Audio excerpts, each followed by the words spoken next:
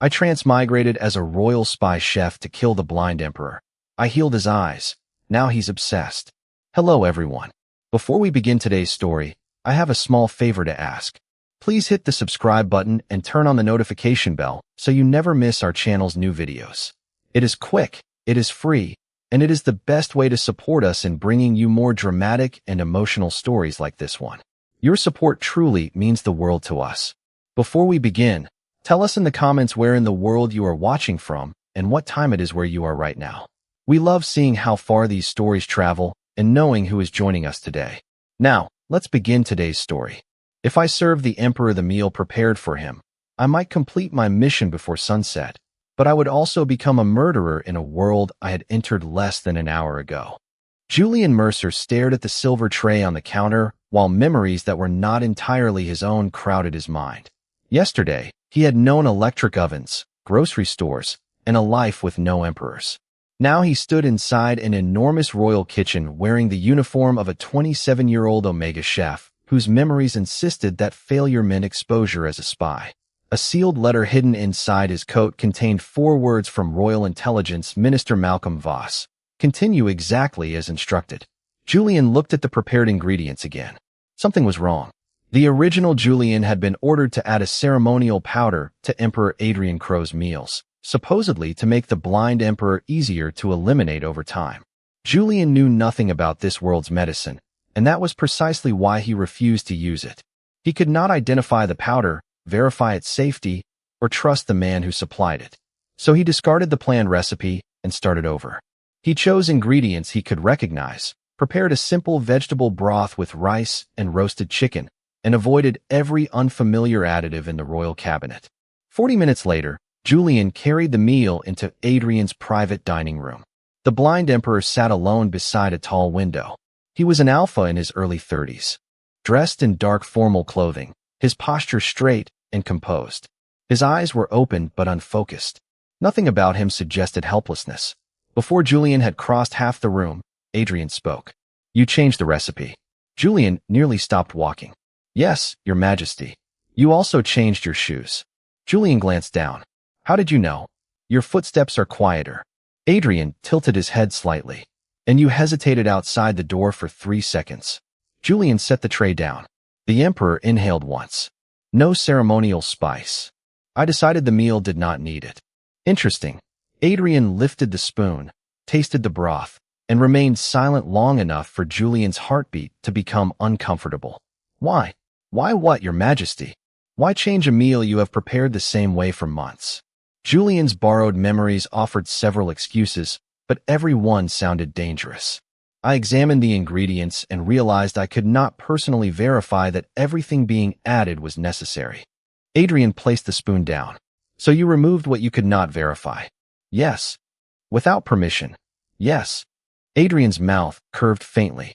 That may be the most sensible act of disobedience anyone in this palace has committed this year. Julian was still deciding whether that was praise when Adrian continued. Come closer. Julian moved 1 step. Closer. He stopped about 6 feet from the table. Adrian turned his face directly toward him despite being unable to see him.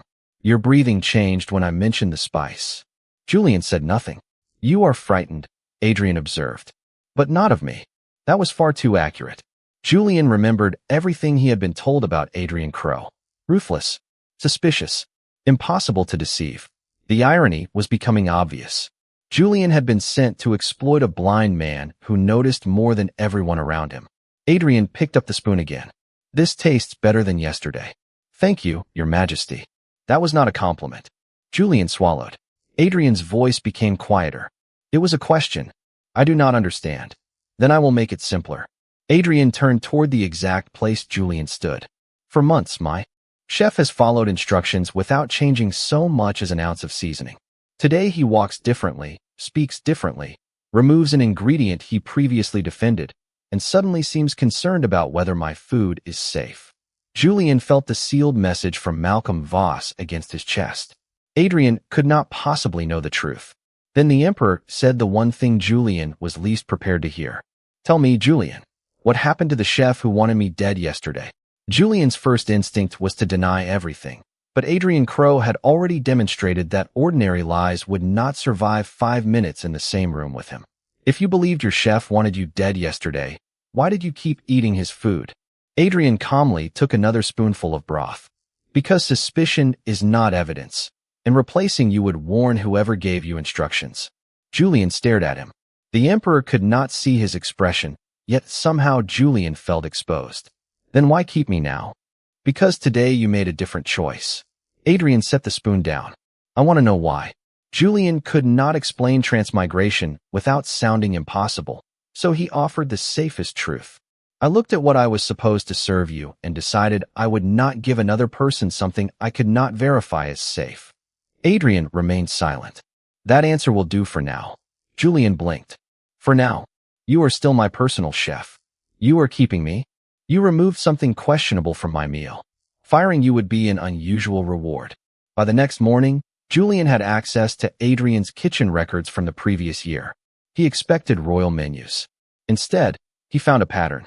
On ordinary days, Adrian ate simple meals and reported fewer headaches and less exhaustion.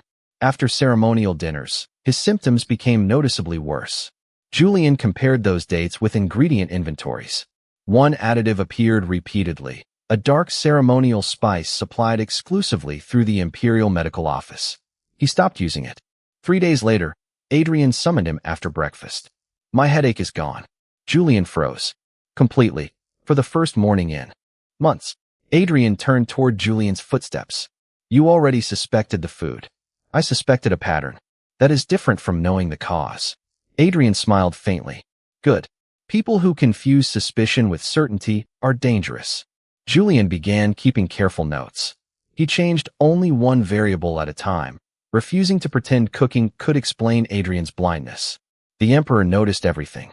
He recognized Julian by the rhythm of his steps before he spoke. He knew when Julian changed the position of a chair by inches.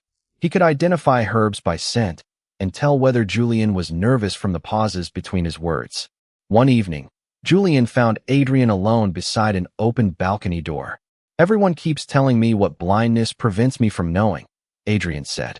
Very few ask what everyone else has stopped noticing because they can see. Julian understood the point immediately.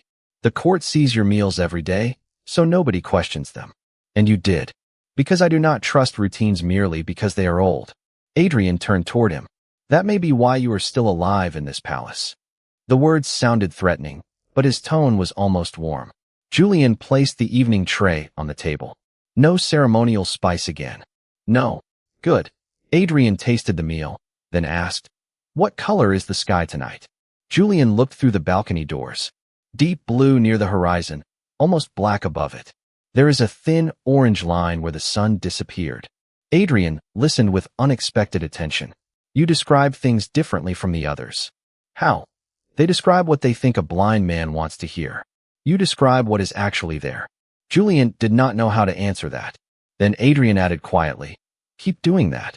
Later that night, Julian returned to the kitchen and opened the inventory ledger again. The ceremonial spice had been delivered for years under authorization from the Imperial Medical Office, but the oldest shipment carried a second approval seal. Julian recognized it immediately from the letter hidden inside his coat. Malcolm Voss. Julian stared at the signature as the truth shifted beneath his feet. He had been ordered to assassinate Adrian, but someone had been weakening the blind emperor long before Julian ever received the mission. Julian spent the next 2 days proving to himself that the signature was not coincidence. He compared purchase orders, banquet schedules, physician notes, and kitchen inventories until the pattern became unmistakable. The ceremonial spice always arrived through approved channels, but every authorization eventually traced back to offices influenced by Malcolm Voss. More disturbing was the timing. Adrian's symptoms had begun years before Julian's mission existed. Julian sat alone in the pantry after midnight, staring at the records. I was never supposed to start this, he whispered. I was supposed to take the blame when it ended. That is also my conclusion. Adrian's voice came from the doorway. Julian nearly dropped the ledger. The Emperor stood there without an attendant, one hand resting lightly against the doorframe. How long have you been there? Long enough to hear you confess to being a terrible assassin. Julian closed the book. You should not be wandering through the palace alone at midnight. It is my palace. That does not make the furniture less dangerous. Adrian smiled. You worry about me in remarkably disrespectful ways. Julian hesitated, then placed the ledger on the table. Someone has been using your kitchen against you for years. Adrian's amusement vanished. Evidence. Supply records. Your physician reports. The dates of ceremonial dinners. Every time this additive appears regularly, your headaches and exhaustion become worse. When I stopped using it, both improved. Adrian approached the table by memory and touched the ledger. And Voss. His authorization appears throughout the supply chain. You work for him. It was not a question. Julian felt the room tighten around him. He could lie, but Adrian had earned more truth than that. I entered your household under his orders. Adrian remained perfectly still. To do what? Julian's borrowed memories pressed against his conscience. To make sure you did not remain emperor. Silence followed. Julian expected guards to appear. Instead, Adrian asked, then, why am I getting healthier? Julian looked at him. Because whatever the man who lived this life before today intended, I refuse to continue it. The statement was dangerously close to the impossible truth. Adrian tilted his head. Before today, Julian realized his mistake. I mean, before I understood what was happening. Adrian clearly noticed the correction, but did not pursue it. You could have hidden these records. I could have. You could also have continued following Voss's instructions. I could have. But you did not. Julian exhaled slowly. I do not expect you to trust me. Adrian reached for the ledger rather than Julian. Good. Trust, given without evidence, is merely hope wearing expensive clothes. Julian almost laughed despite himself. Then what happens now? We collect more evidence. Adrian turned toward the doorway. And you remain my chef. That seems unwise. Probably. Adrian paused. But whoever designed this scheme expects either a loyal spy or a dead emperor. At the moment, we are giving them neither. The next morning, Julian began preserving sealed samples from every suspicious shipment and recording exactly where each one originated. Adrian quietly ordered independent audits without revealing Julian's involvement. For the first time since waking in this world, Julian no longer felt like a piece being moved across someone else's board. He was making choices of his own. That evening, while preparing Adrian's dinner, he discovered an old cookbook wedged behind newer volumes in a locked cabinet. Its cover bore a faded white sun. The instant Julian touched it, warmth spread beneath his collarbone. He pulled his shirt aside just enough to see the birthmark he had assumed belonged only to this unfamiliar body. It was glowing faintly. Julian opened the cookbook. Most of the writing was unreadable, but one recipe appeared perfectly clear to him. First light broth. At the bottom of the page, a single sentence seemed almost newly written. When the blind king drinks freely, what was hidden from his eye shall begin to return.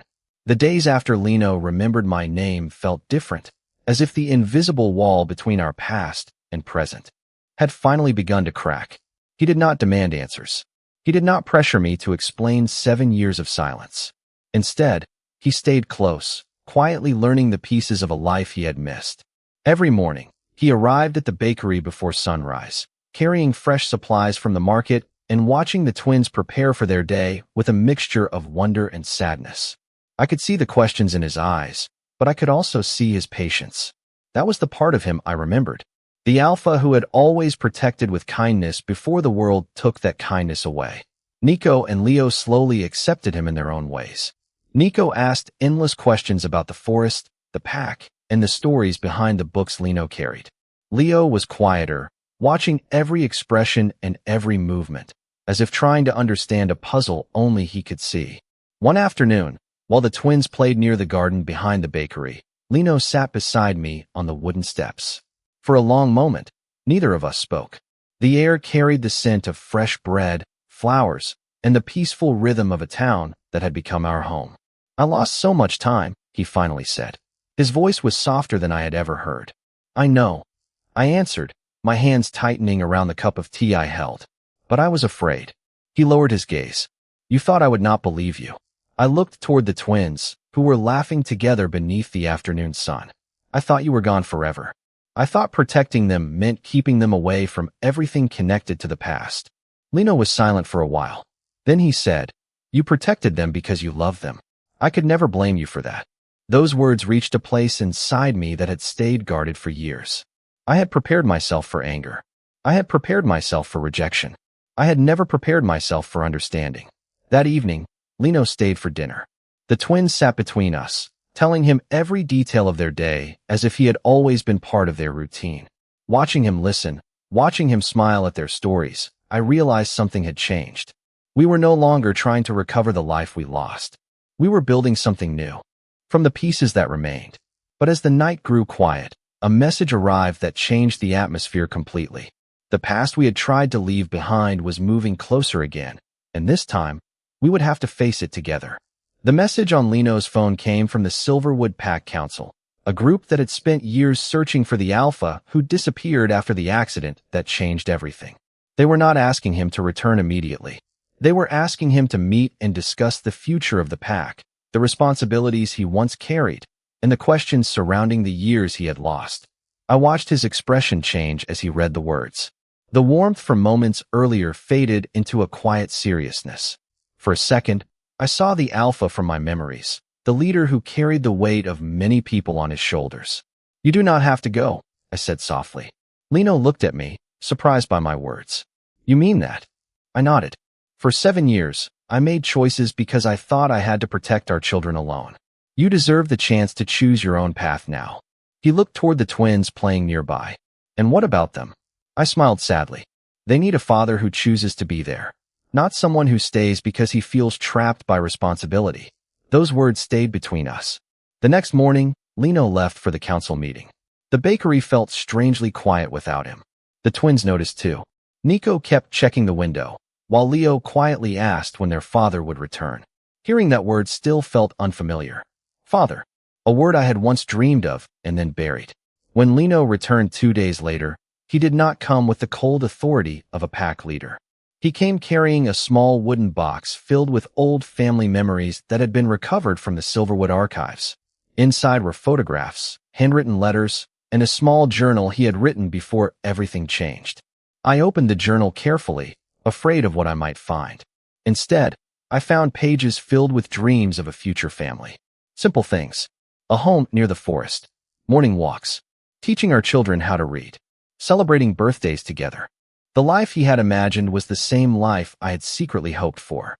That night, we sat together at the kitchen table after the twins were asleep. The bakery lights were dim, and rain tapped gently against the windows. "I cannot erase the years we lost," Lino said, "but I want to spend every day proving that I am here now." I looked at him and realized healing was not about pretending the past never happened. It was about allowing the future to become something different. For the first time in years, I allowed myself to believe that our family was not a broken story. It was a story still being written. The weeks that followed brought a kind of peace I had almost forgotten existed. Lino became part of our daily rhythm, not by forcing his way into our lives, but by patiently earning his place. Every morning, he helped open the bakery, carrying boxes of ingredients and learning the small routines that had become my world. The twins quickly turned his quiet mornings into something much brighter. Nico loved asking him about the old Silverwood traditions, while Leo preferred showing him every new drawing and little discovery from the garden. I watched them together from behind the counter, still surprised by how natural it felt. There were moments when Lino looked at them with such affection that I had to look away, afraid my emotions would reveal how much I had missed seeing that happiness. One Saturday afternoon, the 4 of us visited the small forest trail outside Havenwood. It was a place I often went when I needed quiet. The trees stood tall above us, the sunlight passing through the leaves in golden patterns across the path. The twins ran ahead, collecting colorful leaves and pointing out every bird they saw. Lino walked beside me, his expression peaceful. "I used to imagine this," he said. I looked at him. "What?" He smiled gently. "A normal day, walking with my family, hearing our children laugh. Nothing complicated, nothing decided by duty." His words reminded me that even powerful people could have simple dreams. For so long, I believed Lino only belonged to a world of responsibility and expectations. I forgot there was a person beneath the title, someone who wanted the same ordinary happiness I wanted. Later that evening, we sat on the porch of the bakery while the twins played nearby. The sunset painted the town in warm shades of orange and gold. Lino reached into his pocket and placed an old silver pendant on the table. I recognized it immediately. It was something he had worn years ago, something I thought had disappeared with our old life. "I kept this because I never stopped believing I would find my way back," he said. I held the pendant carefully, feeling the weight of memories attached to it. "Lino, finding each other again does not mean everything will suddenly be easy." He nodded. "I know, but easy was never what mattered. Honest was." Those words stayed with me. Our past had been filled with misunderstandings, fear, and choices made in moments of uncertainty. But now we had something different. We had truth. We had time. We had a chance to build a future without hiding from the past. As the evening grew darker, the bakery lights reflected through the windows, and the sound of our children laughing filled the quiet street. For the first time, Havenwood did not feel like a place where I escaped from my old life. It felt like the place where our new one finally began. The days in Havenwood continued to move forward, slowly replacing the uncertainty that had followed us for so long. Lino had become more than a visitor in our home. He had become part of the small moments that mattered most. He was there when Nico lost his first tooth and proudly showed everyone the tiny treasure he had kept in a little box. He was there when Leo learned how to plant flowers beside the bakery and carefully checked every morning to see if they had grown. I watched him embrace every memory, every laugh, and every ordinary moment he had once missed. But I also noticed something changing inside myself. For years, I had built my entire life around protecting the twins. Every decision, every sacrifice, every sleepless night had been shaped by the fear of losing them. Letting Lino back into our lives meant learning how to share that responsibility, and that was harder than I expected. One evening, after closing the bakery, I found Lino sitting outside with the twins' drawings spread across the table. He was smiling as he looked at the colorful pictures they had made of our family. "They see things so simply," he said. I sat beside him. Children usually do. He touched one drawing carefully. It showed 4 figures standing beside the bakery, holding hands under a bright sun. "They already believe we belong together," he whispered. His words made my heart ache because I knew a part of me still struggled to believe the same thing. "Lino," I said quietly, "what if we are trying to rebuild something that cannot return?" He looked at me, not with sadness, but with understanding. "Maybe it should not return," he answered. "Maybe we should create something new." That answer stayed with me long after that conversation ended. I had spent years missing the life we lost, but perhaps I had forgotten that time changes people. The person I was before was not the same person standing there now. The same was true for Lino. We were not 2 people trying to rewind the past. We were 2 people meeting again after becoming different. A few days later, the Silverwood Council sent another message. They wanted Lino to officially return, but this time they also wanted to recognize his new family. It was a decision that could change everything. Leaving Havenwood meant stepping into a larger world again. Staying meant protecting the peaceful life we had built. That night, Lino and I sat together after the twins were asleep. The bakery was quiet, and the smell of fresh bread filled the room. "I spent years searching for what I lost," he said. "But I think I finally understand. What matters is not where we started. What matters is where we choose to go from here." The decision about the Silverwood Pack stayed in our minds for several days. Lino did not rush to choose, and I understood why. Returning to the pack meant accepting a role he once carried with pride, but it also meant bringing our quiet life in Havenwood into a much larger world. For the first time, the choice was not being made for him. It was being made by him. One morning, while we were preparing the bakery for the day, Lino came to me with a calm expression. "I want to go," he said. I stopped for a moment, holding the tray of fresh pastries in my hands. "To the pack." He nodded. "Not because I want to leave this place. Because I want to make sure our children have a future where they never have to hide." Those words changed how I saw his decision. He was not choosing the past over us. He was choosing a future that included us. A week later, we traveled to Silverwood territory for the first time as a family. The journey took several hours, passing through quiet countryside roads, open fields, and forests that stretched beyond the horizon. The twins sat beside the window, amazed by everything they saw. They had grown up in Havenwood, where life moved gently, and every new place felt like an adventure. When we arrived, I expected to feel like an outsider.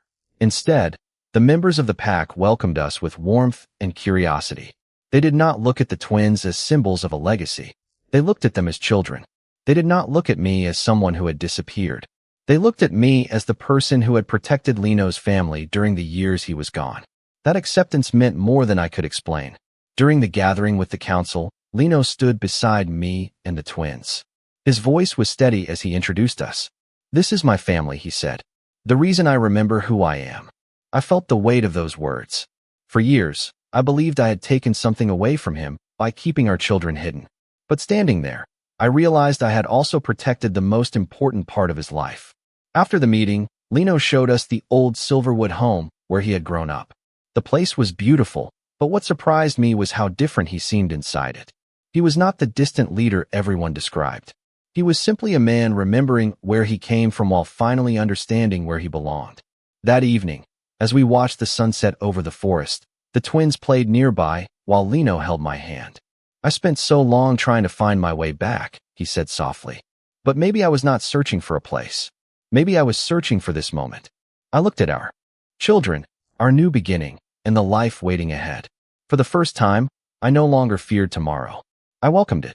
Months passed after our visit to Silverwood, and slowly, our two worlds began to blend together. Havenwood remained our home, the place where the bakery opened every morning and where the twins knew every corner of every street. But Silverwood became another place filled with memories, traditions, and new connections.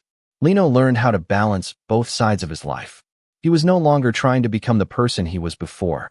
He was creating a new version of himself, one that carried the wisdom of the past and the love of the family he had found again. The twins adjusted faster than any of us expected. Nico loved the old stories from the pack elders, especially the ones about exploration and discovery. Leo became fascinated by the gardens surrounding Silverwood and spent hours learning the names of different plants. Watching them grow between two worlds reminded me that children did not need perfection. They needed love, patience, and a place where they felt they belonged. One afternoon, I found Lino standing outside the bakery, looking at the sign above the door. It was the same sign I had painted years earlier when I first arrived in Havenwood. The colors had faded slightly, but the words were still clear. "You built this place from nothing," he said. I smiled. "I built it because I needed somewhere safe." He looked at me quietly. "And now?" I looked through the window at the twins laughing inside. "Now it is not just a place to hide. It is our home."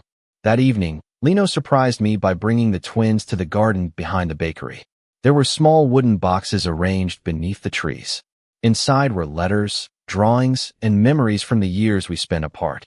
He had collected them carefully, wanting the twins to know every part of their story when they were old enough to understand. "I cannot change the years we missed," he told them gently, "but I promise I will be here for every year ahead." The twins hugged him without hesitation, and I felt something inside me finally release. The fear that had followed me for so long was no longer controlling my choices. I had spent years protecting our family from losing something. Now I was learning how to let our family gain something new. A few weeks later, we celebrated the bakery's anniversary. Friends from Havenwood came, along with members of Silverwood who traveled to share the day with us. The small street outside the bakery was filled with music, conversation, and the smell of fresh bread. Lino stood beside me as we watched everyone gather together. "Do you ever think about what would have happened if we never found each other again?" he asked. I looked at the people around us and then at our children. "Sometimes," I admitted, "but I think every difficult road brought us here." He smiled and held my hand. "Then I am grateful for the road. Years ago, I believed our story ended when everything fell apart. I thought losing the life I imagined meant losing my chance at happiness. But I was wrong. Some stories do not return to where they began. They grow into something stronger, something more meaningful. Our family was not built from perfect moments. It was built from forgiveness, understanding, and the choice to keep moving forward. And every morning, when the bakery doors opened and the sunlight entered our home, I knew we had finally found our way back to each other.